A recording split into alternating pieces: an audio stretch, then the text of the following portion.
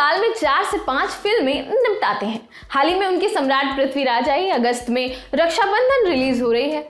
इन सब के बीच उनकी एक और फिल्म कैप्सूल गिल का फर्स्ट लुक आ गया है। इसमें अक्षय सरदार के गेटअप में नजर आ रहे हैं, सिर पर पगड़ी और चेहरे पर बड़ी दाढ़ी रखे हुए पीली राजदूत पर सवार, जो इस बात को स्टैब्लिश करती है कि कहानी उस दौर की है जब मार्केट में राजदूत का भौकाल हुआ करता था। कैप्सूल गिल को टीनू सुरेश देसाई डायरेक्ट कर रहे हैं। वो इससे पहले रुस्तम डायरेक्ट कर चुके हैं। उसके लिए अक्षय कुमार को बेस्ट एक्टर का नेशनल अवार्ड भी मिला था। कैसे मिला था वो सब मत पूछिए। 2016 में आई अक्षय की एयरलिफ्ट की तरह कैप्सूल गिल भी एक रेस्क्यू ड्रामा फिल्म होने वाली है। नमस्कार, मैं हूं मेघना, आप देख रहे हैं लल्लन टॉप सिनेमा और आज बात अक्षय कुमार की अपकमिंग फिल्म कैप्सूल गिल की। कैप्सूल गिल की शूटिंग के लिए अक्षय कुमार 4 जुलाई को इंग्लैंड गए थे। फिल्म की यूनिट यॉर्कशायर एरिया के एक बड़े फार्म में शूट कर रही है, जहां कई गहरी कोयले की खदानें हैं। हालांकि ऐसा कहा जाता है कि अब वो चलतू हालत में नहीं है। नॉर्थ यॉर्कशायर की केलिंगले आखिरी ऑपरेटिंग कोल माइन थी, जिसे दिसंबर 2015 में बंद कर दिया गया। एक रिपोर्ट के मुताबिक फिल्म के शूट के लिए पूजा एंटरटेनमेंट्स ने 100 एकड़ से ज्यादा का वेन्यू बुक किया है। यूके में होने वाले इंडियन प्रोडक्शंस में इसे अब तक का सबसे बड़े स्केल का प्रोडक्शन माना जा रहा है। फिल्म का शूट संभवतः अगस्त एंड तक चलेगा। कैप्सूल गिल अक्षय कुमार की पूजा एंटरटेनमेंट्स के साथ तीसरी फिल्म है। वो इससे पहले बेल बॉटम में काम कर चुके हैं। हाल ही में उन्होंने टाइगर श्रॉफ के साथ बड़े मियां छोटे मियां साइन की है। कैप्सूल गिल में अक्षय कुमार के अलावा परिणीति चोपड़ा, अनंत महादेवन, रवि किशन और कुमुद मिश्रा भी काम कर रहे हैं। Film mining engineer Jaswant Singh की सच्ची कहानी पर आधारित है। उन्होंने कोल माइन की बाढ़ में फंसे 65 लोगों की जान बचाई थी। 22 नवंबर 1937 पंजाब के सठियाला में जसवंत सिंह गिल का जन्म हुआ।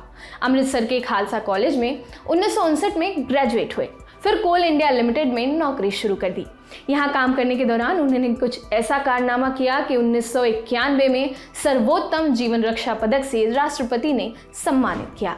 अमृतसर की मजीठा रोड पर एक चौक का नाम भी उनके नाम पर रखा गया है।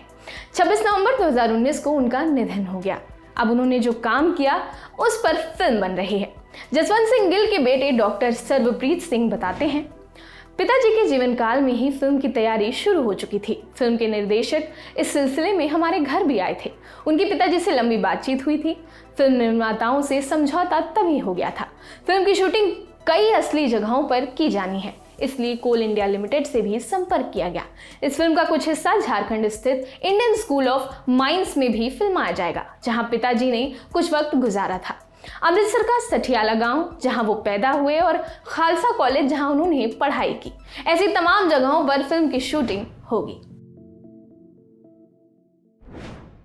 अमिताभ बच्चन की एक फिल्म है काला पत्थर। उस फिल्म में उनके साथ शशि कपूर और शत्रुघ्न सिन्हा भी हैं।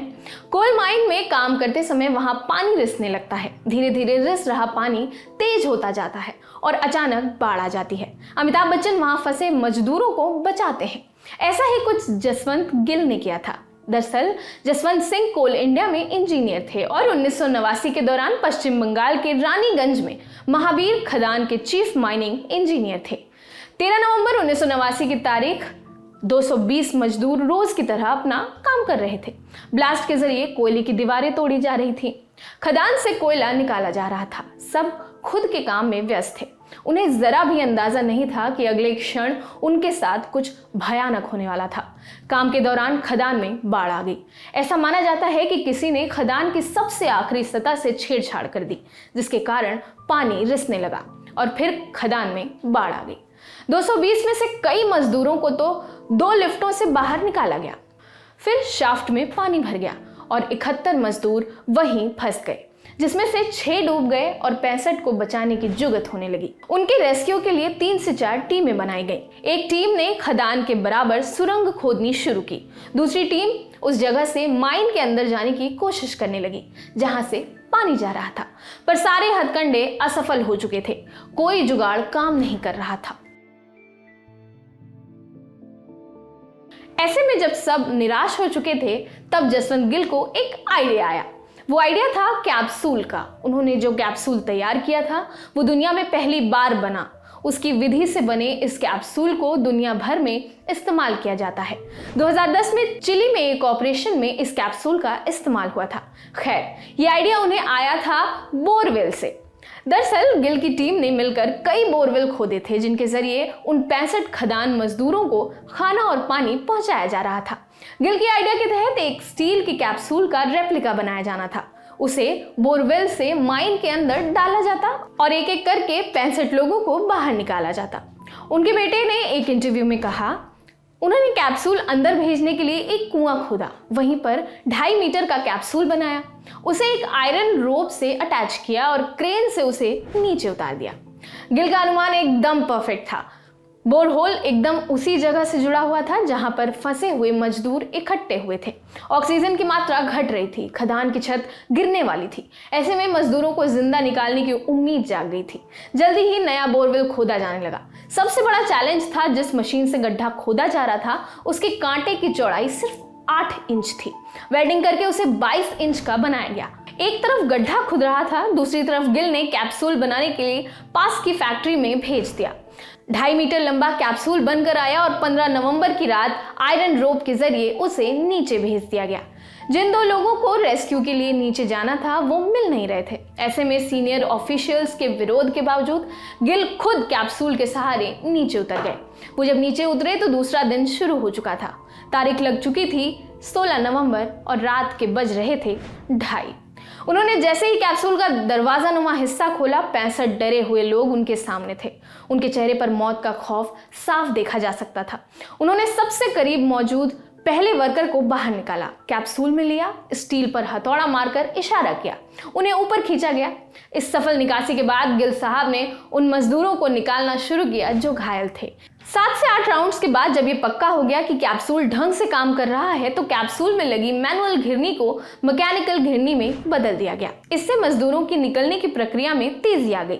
सुबह 8:30 बजे तक गिल साहब सभी मजदूरों को बाहर लाने में सफल रहे, यानी 6 घंटे में गिल साहब ने 65 लोगों की जान बचा ली। उनकी इस बहादुरी के लिए रेस्क्यू मिशन के 2 साल बाद गिल साहब को सर्वोत्तम जीवन रक्षा पदक से नवाजा गया। कोल इंडिया ने उन्हें लाइफ टाइम अचीवमेंट अवार्ड दिया।